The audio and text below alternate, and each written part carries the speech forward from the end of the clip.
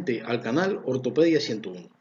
En esta oportunidad te propongo hablarte sobre una de las entidades traumáticas más frecuentes que afectan la articulación de la rodilla. Muy en especial te voy a estar hablando sobre la fractura de los platillos tibiales.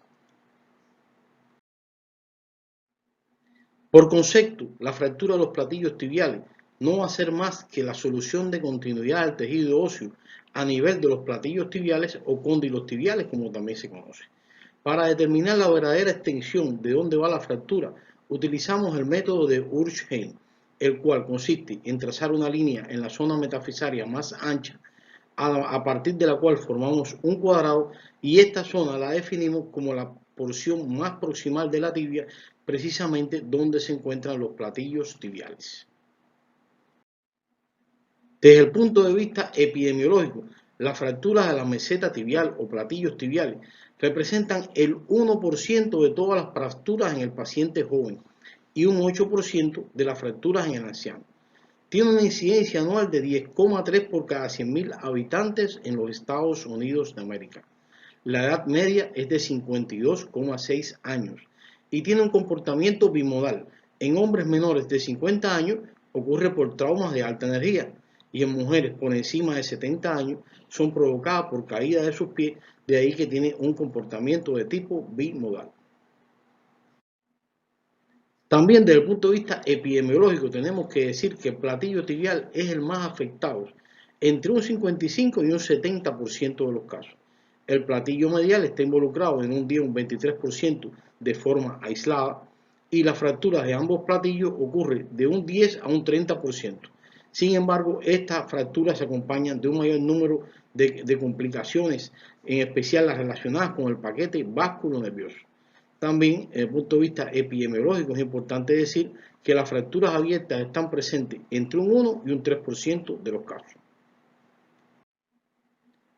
Al realizar una búsqueda en la base de datos PubMed en los últimos 10 años sobre el número de artículos relacionados sobre fracturas del platillo tibial o fractura de la meseta tibial, observamos cómo el número de artículos supera los cientos, lo cual evidencia el gran interés científico internacional que existe sobre esta lesión, específicamente la fractura de los platillos tibiales, las cuales están publicados algunos artículos en esta base de datos ya desde el año 1946, y hasta este término 2024 el cómputo era de 2.735 trabajos relacionados con este tema. Una pregunta muy importante sobre las lesiones de la lesión del platillo tibial, las fracturas específicamente: ¿por qué ocurre con mayor frecuencia en el lado lateral, es decir, en el platillo tibial lateral? Y esto se debe a que la articulación de la rodilla está fisiológicamente en valgo, lo que esto es más marcado en el sexo femenino. El cóndilo femoral lateral tiene forma rectangular, lo cual sirve como un fulcro al golpear con un mecanismo de compresión axial y valgo sobre el platillo tibial lateral. Y el trabeculado óseo del platillo tibial lateral es más débil que el medial. Estas son algunas de las razones anatómicas que explican por qué las fracturas del platillo tibial lateral son más frecuentes que las del medial. Es importante tener en cuenta qué papel juega el peroné cuando ocurre una fractura o no del mismo en caso de fracturas del platillo tibial. En caso de no existir fractura del peroné, las fracturas de los platillos tibiales no colapsan de forma secundaria, lo cual sí ocurre cuando ocurre la fractura del peroné, en que sí ocurre un colapso de tipo secundario, que por lo general puede ser en varo. El mecanismo de producción de pacientes que presentan fractura de los platillos tibiales es por compresión axial y desviación en varo o valgo. Lo más frecuente que ocurre con presión axial y valgo por las razones anatómicas que te hemos escrito con anterioridad. Y esto ocurre debido a accidentes automovilísticos, caídas de altura, prácticas de deporte o simplemente en pacientes ancianos por caída de sus pies. La magnitud del trauma, la edad del paciente y la calidad ósea van a determinar la severidad de la lesión. Para hacer el diagnóstico de un paciente con fractura de las mesetas tibiales, tenemos que basarnos en tres pilares fundamentales: el antecedente de trauma, el mecanismo de producción descrito con anterioridad, el cuadro clínico y los estudios de tipo imagenológicos. Desde el punto de vista del cuadro clínico, se caracteriza por un paciente de haber recibido un antecedente traumático, lo cual explicamos en el mecanismo de producción. Este paciente es traído o llega a los servicios de urgencia refiriendo dolor e impotencia funcional con incapacidad para la marcha. A la inspección de la articulación afectada, en este caso la rodilla, vamos a detectar aumento de volumen, deformidad de esta articulación, pueden existir o no heridas que comuniquen con el foco de fractura y cambios de coloración de la piel. Desde el punto de vista de la palpación, detectamos dolor, movilidad normal y crepitación. Recordemos que estos últimos dos signos no deben ser explorados cuando contamos con servicios de rayos X, ya que esto puede aumentar las lesiones en el enfermo. También es de vital importancia el examen vascular y nervioso, examinar la movilidad activa y pasiva, los trastornos acroparestésicos, los pulsos periféricos, donde juega también un papel importante el índice braquial tobillo, ya que los valores normales son de 0,91 a 1,3 milímetros de mercurio y los valores por debajo de esta cifra hacen sospechar una lesión vascular y es necesario la interconsulta con el cirujano vascular y la realización de otros exámenes entre los que pudieran estar la arteriografía. Ya desde el punto de vista imagenológico, para confirmar el diagnóstico de un paciente con fractura de los platillos tibiales, son imprescindibles radiografías, tomografías y la imagen de resonancia magnética. Existen una serie de daños muy importantes que se encuentran asociados a pacientes con fractura de los platillos tibiales. Uno de ellos es el daño de las partes blandas, que puede ocurrir hasta en un 90% de los casos. Lesiones de menisco, que pueden estar presentes en el 50% de los casos. Y el menisco medial se afecta más en fracturas del platillo tibial medial y viceversa. Afección de ligamentos, como por ejemplo puede ocurrir en un 30% de los casos, por ejemplo los ligamentos colaterales, mediales y laterales. Daño del nervio peroneo o paquete vasculonervioso peroneo es más común en las fracturas del platillo tibial medial, y lesiones arteriales que por lo general ocurren precisamente en la capa íntima de la arteria. Ya para continuar, para confirmar el diagnóstico desde el punto de vista de los complementarios, la radiografía simple es el método más indicado por dos razones fundamentales: su alta disponibilidad y su bajo costo. Y se indican vistas antero-posterior simple o con 15 grados de angulación, como se observa en esta figura, ya que en los grados de angulación céfalo-caudal determina y permite visualizar toda la superficie articular de una forma más adecuada. También se pueden realizar vistas AP en rotación interna de 40 grados para mejor ver el platillo tibial lateral y viceversa para ver el medial. Y también una vista radiográfica lateral.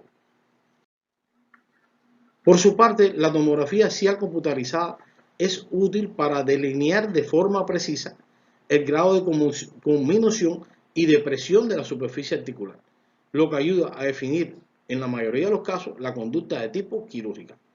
La imagen de resonancia magnética, por su parte, evalúa el daño de los meniscos, de los ligamentos y el resto de las partes blandas que están afectadas en este traumatismo. Y la arteriografía es empleada solo en aquellos casos en que se sospecha lesión de tipo vascular. Existen un gran número de clasificaciones que representan esquemáticamente, desde el punto de vista radiográfico, las fracturas de los platillos tibiales. Una de las más usadas es la clasificación de Schacker, la cual la divide en 6 grados y que están a su vez subdivididas en dos grandes grupos: el grupo de baja energía, que incluye los tipos 1, 2 y 3, y los tipos de alta energía, que incluye los tipos 4, 5 y 6. Es importante también dominar otros tipos de sistemas clasificativos, debido a que un 10% de los casos que sufren de fractura de los platillos tibiales no pueden ser clasificados por este método. Y aquí vamos a hablar de la clasificación de Schacker por cada uno de los tipos. El tipo 1 son fracturas desplazadas del platillo tibial lateral. Se observan en pacientes jóvenes.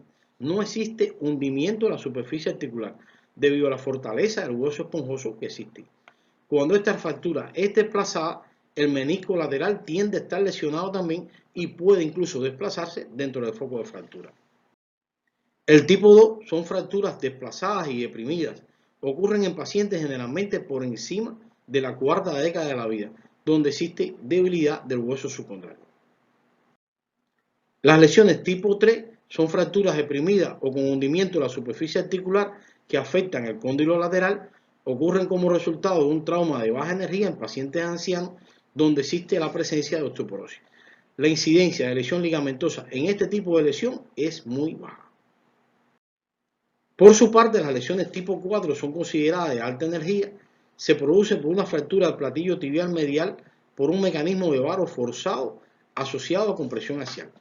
Esta fractura, por sí sola, tiene una alta incidencia de lesión de daños ligamentosos, como puede ser del ligamento cruzado anterior y los colaterales. Ocurre distensión del nervio peroneo, daño de la arteria poplitea y del menisco. El tipo 5, también conocida como fractura bicondilar, existe desplazamiento de ambos cóndilos. El patrón característico de este tipo de fractura va a ser la fractura deprimida del cóndilo medial con fractura deprimida o desplazada del cóndilo lateral. Es una fractura causada por un trauma de alta energía y por ende hay que descartar obligatoriamente que estén asociadas a lesiones neurovasculares. El tipo 6 son fracturas también de alta energía, existen gran combinación y existe precisamente una disociación metáfiso-diafisaria, que es lo que caracteriza este tipo de lesión. Esta fractura presenta una alta incidencia de síndrome compartimental y otras complicaciones neurovasculares, y por ende son fracturas de muy difícil manejo.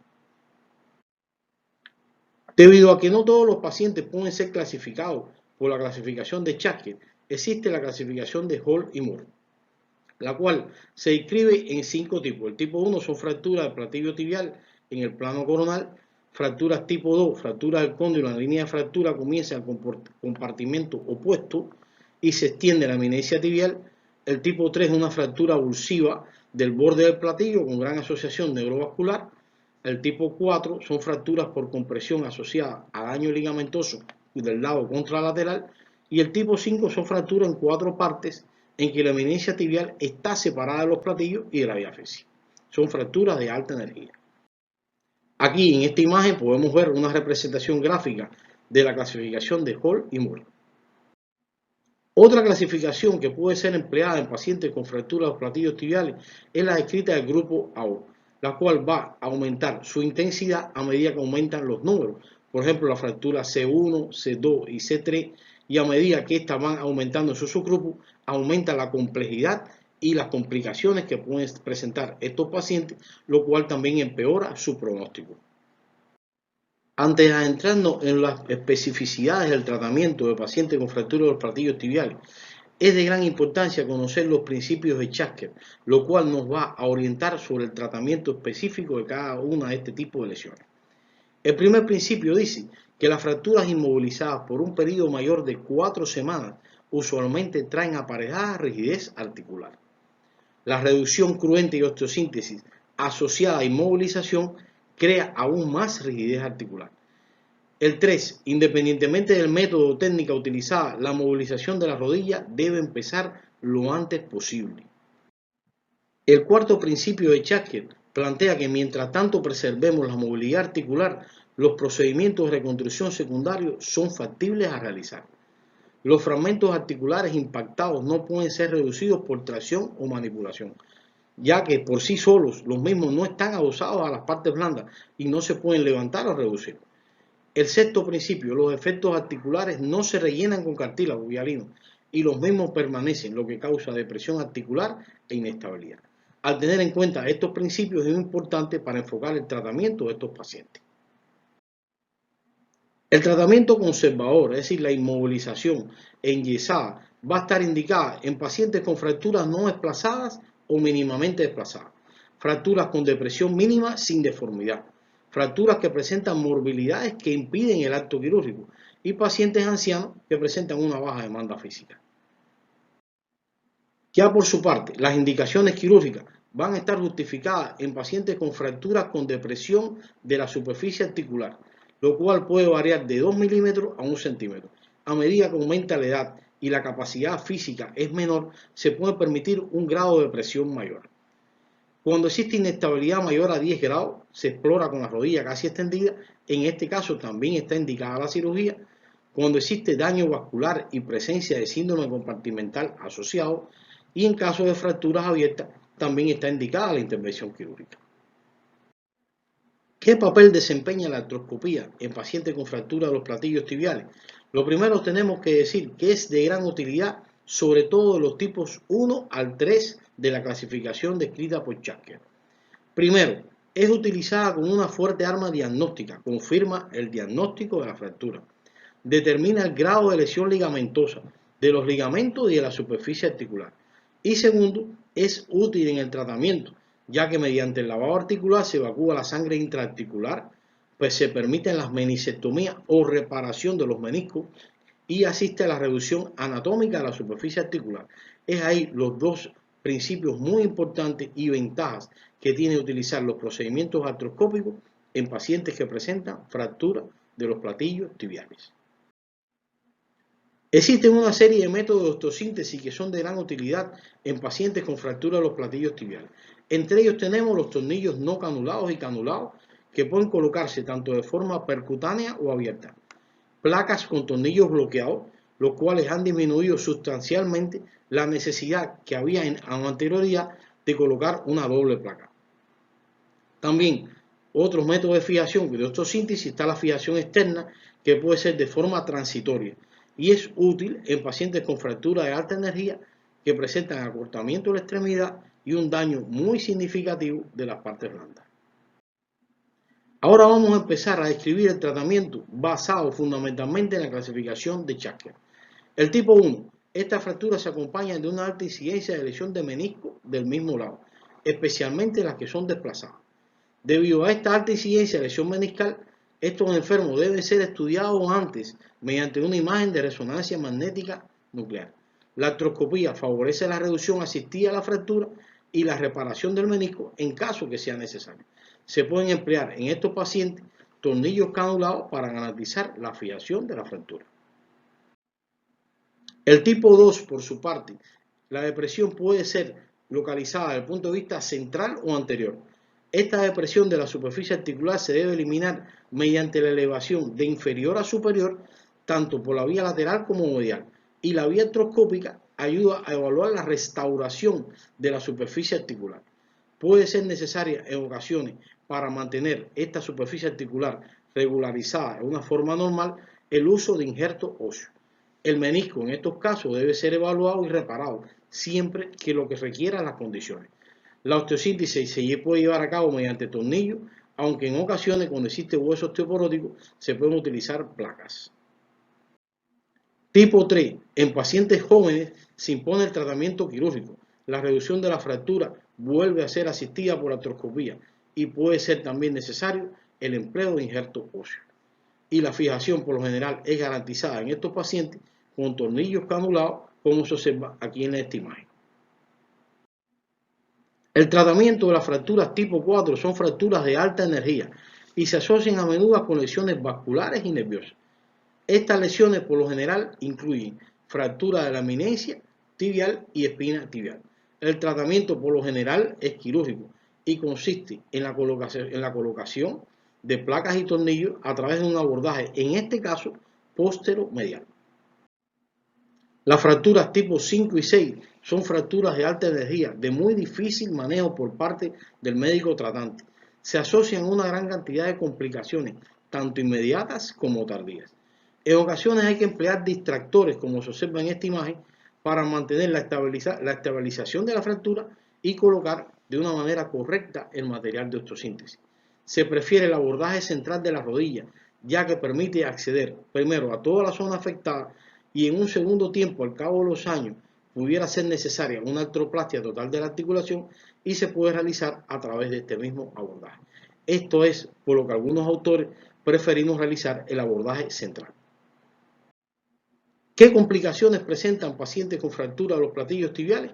Bueno, pues precisamente artrofibrosis, infección, síndrome compartimental, consolidación viciosa y pseudoartrosis, artrosis de tipo postraumática, lesiones del nervio peroneo y daño de la arteria poplitea. Estas son las complicaciones más reportadas en pacientes que sufren de fractura de los platillos tibiales. En esta diapositiva te mostramos algunas de las referencias que nos fueron de utilidad para llevar a cabo esta presentación. Aquí también en esta diapositiva existe otro grupo de referencias que fueron muy necesarias para brindarte la información que te estamos dando en este momento. Espero que este tema sobre fractura de los platillos tibiales te haya resultado de interés. Si te gustan estos temas de ortopedia, por favor suscríbete a nuestro canal, danos like, Déjanos tus comentarios y comparte nuestro contenido con familiares, amigos y colegas. Muchas gracias por tu atención y te esperamos en nuevas presentaciones del canal Ortopedia 101. Gracias.